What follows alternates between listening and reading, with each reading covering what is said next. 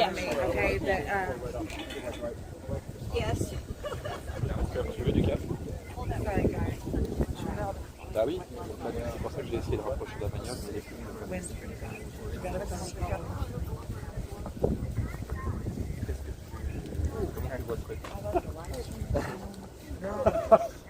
tu vois ce truc?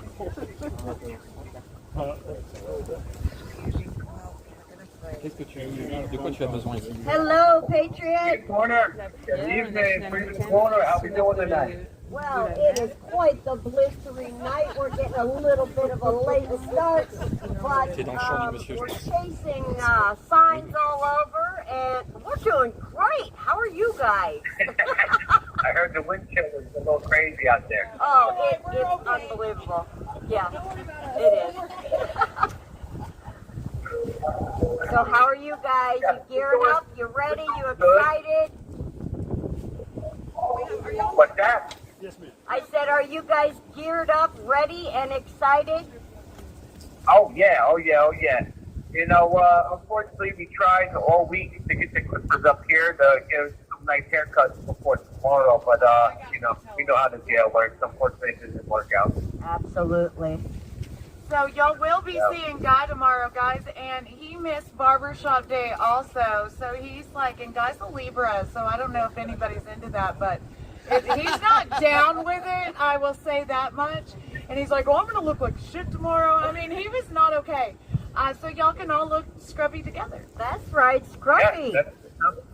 Hey. Well, gentlemen, we do have a local DC news crew out here along with some foreign stations as well. Would you be open to any questions? Always. We're always open for questions. All right. Would anyone like to ask these gentlemen a question?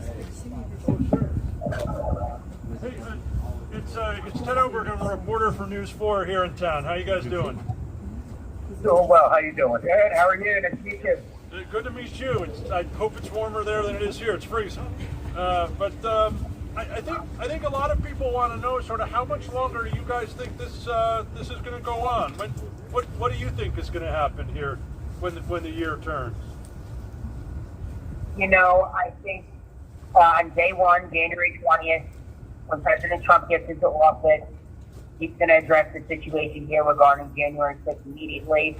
He's going to address not only the freedom of people with immediate pardons and commutations, he's going to address the injustices of the Department of Justice that we jokingly call the Department of Injustice now because of the political lawfare and weaponization of justice that so many of the J6 families experience. And he's going to bring light to that because this has been the largest political persecution in the history of the country, even more than the Alien and Sedition Act of the 1790s, which we all learned in school was the worst tyrannical abuse of speech and political expression in early America. And, you know, what's going on here has been worse than a lot of people even that was in the civil rights movement, and that's not right. We need an equal justice system, and everybody deserves due process. Everybody. So day one, January 20th. And I guess for the whole country. You think all 1,500 arrests, 1,500 plus arrests by now? You think all 1,500 he'll take care of? Yeah, they violated due process. They should. He should. Yeah, that's the thing. Nobody had a fair trial. 50% of people in Washington, D.C. think that J6ers should get the death penalty. And that's an atrocious thing for people to think. Because a lot of these were just innocent people. Some nice grandmother just nicely protesting with her family that day. And by a result of that, there has been a 99.4% prosecution conviction rate. And that's not justice. Because when you go to trial, the arms of justice are never a 99.4% conviction rate. I mean, nobody can logically say that every single one of those people, especially when you see the video and the evidence, that they don't let these people present in trial. That's the big problem. They don't let them put out video evidences. The judges just say, hey, you can't present that. And that's the problem. The due process has really been thwarted and squandered. And that's why he's going to take care of all of them, because of process concerns. Would you mind telling me your name and how long you've been in? My name's Gregory Purdy, and I'm on here with Uncle Bobby or Robert Turner, and we've been here 6 months now. 6 months. Charged with what? What are you charged with? Oh, sorry, what did you say? What are you charged with? We are charged with assaulting police officers, which we pled not guilty to. We don't believe that we assaulted police officers at all. We're innocent. Civil disorder. I'm sorry, Robert, I missed what you said. They allegedly charged us with assaulting police officers and civil disorder, which we pled not guilty to, and we plan on appealing. Even with the pardon, we plan on appealing, so we can get the evidence, exculpatory evidence that shows our innocence out there, so the truth can be heard to the public. Guys, thanks a lot. What does it mean that this crew has been out here every day, even in less than hospitable conditions tonight? That's such a wonderful question. They're amazing. They're amazing. Without them, our voice wouldn't be heard. We don't know what we do without them, honestly. They're great supporters. They're the biggest patriots you'll ever meet out there. They're like family to us now. They are family. Amen. And you know what? That's right, we all got an Uncle I Bob. think there are a lot of people who will see this, maybe even more so in D.C. than many other cities, who would say that, you know, pardons are, for a lot of the people who have been charged with these crimes, they're not worthy. That a lot of people have pleaded guilty, a lot of people have admitted what they've done, or at least pleaded guilty to get the case moving. But to people who are skeptical of pardon isn't served in these cases, what do you say? To people who are skeptical, I would like to see what the results would have been when people had a fair jury. You can't have a political charge in D.C. when 97% of people voted for Biden and 93% voted for Kamala. It's a politically backgroundly charge. You have to have a place where it's 50-50 and you can get it fair. I think that's number one. I think number two, going back to the due process, we need to be able to put out all the evidence there. We need to have a Department of Justice for the prosecution. They have to give more evidence. They can't withhold it. So there needs to be proper due process. And if people have those things, they have the evidence that will show their innocence. They have a fair jury. They have a jury of their peers. Jury of their peers, exactly. I think 99.9% of these people would be innocent. And a lot of that exculpatory evidence is the entrapment by officer mischief that happened on that day, and FBI assets, believe it or not. And DC's feelings on this are a conflict of interest. Anybody who lives in DC is a conflict of interest of what's going on with them.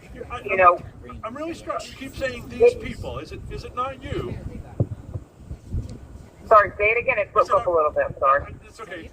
I'm struck. You keep referring to many of the defendants as these people, not necessarily including yourself. Why is that? Oh, in terms of our case, we believe that we are 100% innocent. We told officers we love them. We're peaceful. We come in peace. Our kids probably go to the same schools. We're not here to hurt you. Yet we still somehow got convicted. So our case is probably a shining example of innocence that had an abusive due process that caused a fatal outcome that shouldn't have happened. But when I say these people, many of the other January 6 defendants had the same injustices happen. And so that's why I kind of refer to them all in a group like that, because every single January 6 defendant had a due process issue. And that's why Trump he's looking at every single case to show these issues and bring them to light. And I think he'll do so with a proclamation pardon and take care of everybody in day one. Thank you. I have something to add to that too. Is I just want to say that when you're talking about pardons and you need to consider what people's guilt was and the fact that the police attacked innocent people that day. They need to be held as accountable as our American citizens, and that's my opinion of that. And I also just think that Americans went there to prevent a coup. I think the police attacked them. I know that they beat Lila Morris. Lila Morris beat Roseanne Boylan to death. Ashley was shot. People are going to start to accept responsibility. So as far as pardons go, I think that if the cases were adjudicated fairly, people wouldn't need pardons because The FBI takes Right. all these wins with all these guilty pleas. Well, what happens is people are charged with misdemeanors, and if they don't take those plea deals, I know y'all know this is for the local news. If they don't take those plea deals, those plea deals are enhanced with felonies, and you're threatened with decades and years of your life. So these plea deals are not the government's victory; they're their shame. Amen. That's right. Yeah. And if Perfectly said. and if you didn't Perfectly know, said. if you didn't know, we got Mama Mickey back. Yay! Welcome. Guys, thank you very much. They said thank you very much, you Thank guys. you so much. Hi, Boomer. So are you guys ready? Yeah? Oh, yeah. Amen. Oh, yeah. Amen, brother. Ready to get home, see our family, get out there. You guys, we're ready. That's right. That's right. Let's get this done and over with, right? Yeah? So it's how we're referred to as these versus those, because the justice system separates out these. So Yeah, what else? tomorrow will be an early day. And Yeah. then- So we'll come back around 4, 4:30. Yes. We'll be at the courthouse early in the morning. So it becomes. And I did try to get back with you today. Because that's I did try to get back with you today, but the GTL app is not working for me today, so I apologize about that. No, you're good. No worries. Also, yeah, it's been swanky all day. Yeah, everybody's gonna have a problem with that. Oh, that's good to know. Then I can try again tomorrow. Is Nicole's husband still getting sentenced tomorrow? Yes. Did he have any guess we'll see him down in the underground cave. Yes, he is getting sentenced tomorrow along with Jeremy Brown. Wow. So you very well may be seeing him as well. Yeah. It'll be a big love fest. That's Big right. music fest. J6 Cousin Love Fest. Yeah. Well, you know, Yeah, they're really. I Sorry, want to wish you guys all the best of luck tomorrow. I am going to try to be there. But just know that you are in our hearts, brother, and you have thousands of people that are going to be praying for you and uplifting you and praying for strength. So just know that when you're in that courtroom, you are absolutely not alone. You have thousands and thousands of patriots standing right there with you. That's amazing. Yeah, thank you for that, Jack.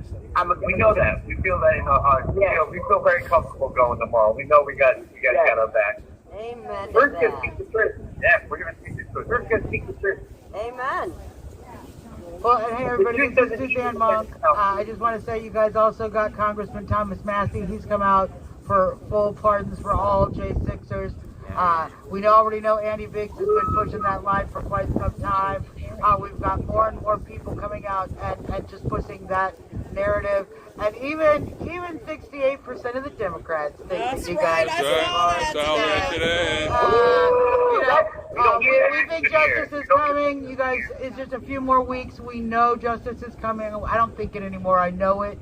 And I know it because of my heart, and I know it because of the conversations I have with a lot of really great activists out here who are doing the work both in front and behind the scenes. So you guys keep your heads clean, keep your hopes up, and get ready to be out soon, because we know that as soon as President Trump takes that oath, he is going to mention you guys in the inauguration speech. I guarantee it, and that's what I told the Boston Globe today. So wow. Oh man, that is just amazing. I'm a lost for words. Yeah, me too. Suzanne, thank you so much. You have 1 minute remaining. Suzanne, we got one more minute. I know you've been hitting the ground running here, working really, really hard. Everybody out there has been working so hard. Thank you to all you guys so much. Thank you for that update, Suzanne. And I shot you a message on the tablet today, too, just letting you know I was thinking of you. I know you're really working hard behind the scenes, so is everybody else. And we're so thankful. we love you. Thank you so much. So much hope. You give us so much hope. We love you We guys. love you guys. You stay strong. We will see you tomorrow. See you tomorrow. Love you guys. Love Stay you. warm.